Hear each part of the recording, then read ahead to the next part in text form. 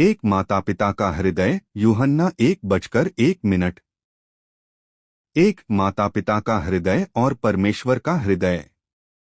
जिस प्रकार मनुष्य के शारीरिक माता पिता होते हैं, उसी प्रकार परमेश्वर हमारे आत्मिक पिता हैं। इब्रानियों 12:9।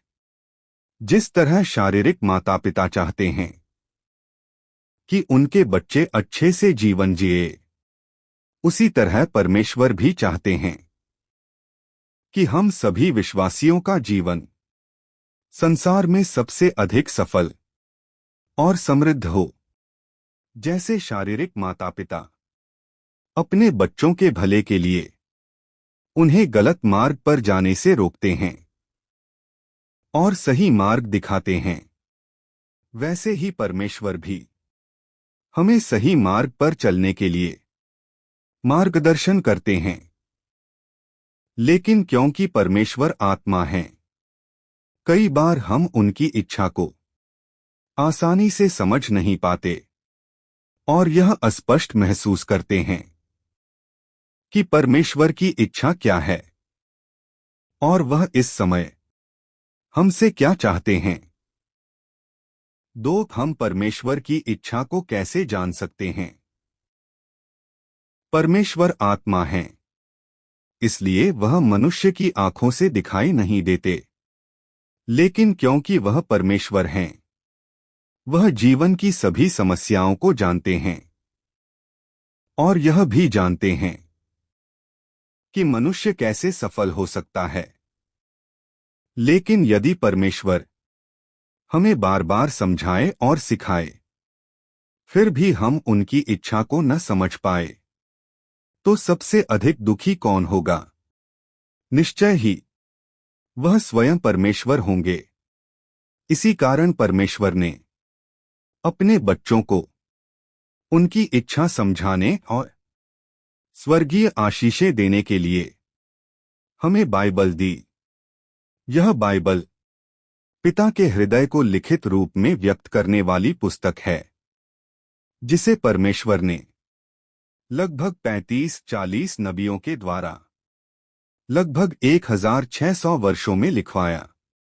बाइबल लिखे जाने से पहले परमेश्वर की योजनाएं और इच्छा केवल उनके हृदय में थीं, लेकिन परमेश्वर ने अपनी इच्छा को स्पष्ट करने के लिए उसे लिखित रूप में दर्ज कराया और बाइबल में लिखे वचनों के द्वारा हम उस इच्छा को देख सकते हैं जो पहले पिता के हृदय में थी, अर्थात एक अदृश्य परमेश्वर हैं, लेकिन हमारे लिए एक दिखाई देने वाला परमेश्वर भी है।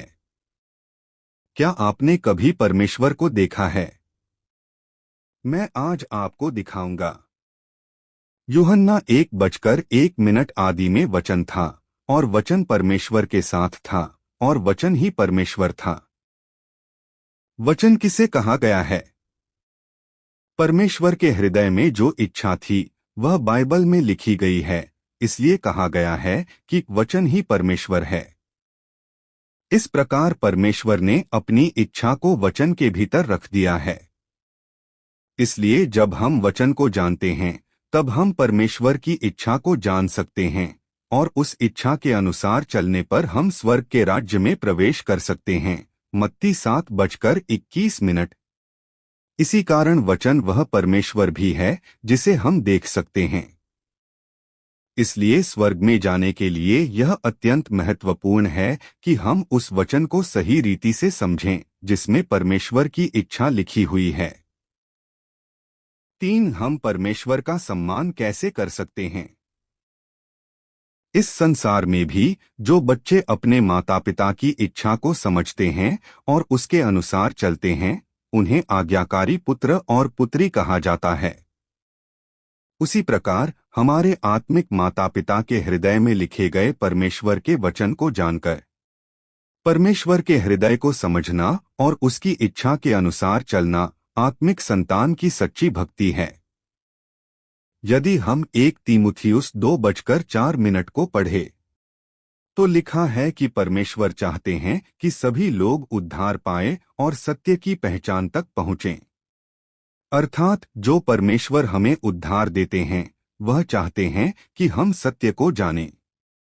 वह चाहते हैं कि हम परमेश्वर के हृदय और उसकी इच्छा को समझें। परमेश्वर के सभी विचार, इच्छा और योजनाएं कहाँ संचित हैं? हाँ, वे परमेश्वर के वचन में संचित हैं। इसलिए हम विश्वासियों को परमेश्वर की इच्छा के अनुसार चलने के लिए सबसे पहले जो कार्य करना चाहिए वह यह है कि परमेश्वर की इच्छा से भरे हुए परमेश्वर के वचन अर्थात बाइबल को सही रीति से जानें। परमेश्वर का हृदय और उसकी इच्छा बाइबल में लिखी हुई है। उसे जानना, समझना और उसकी इच्छा के अनुसार चलना संतान का कर्तव्य और सच्ची भक्ति है। और यही स्वर्ग में जाने का मार्ग है। इसलिए हम सभी परमेश्वर की इच्छा के अनुसार चलने के लिए पहले परमेश्वर द्वारा दी गई बाइबल को जानें, उसे समझें और उसमें लिखे गए वचनों के अनुसार चलें।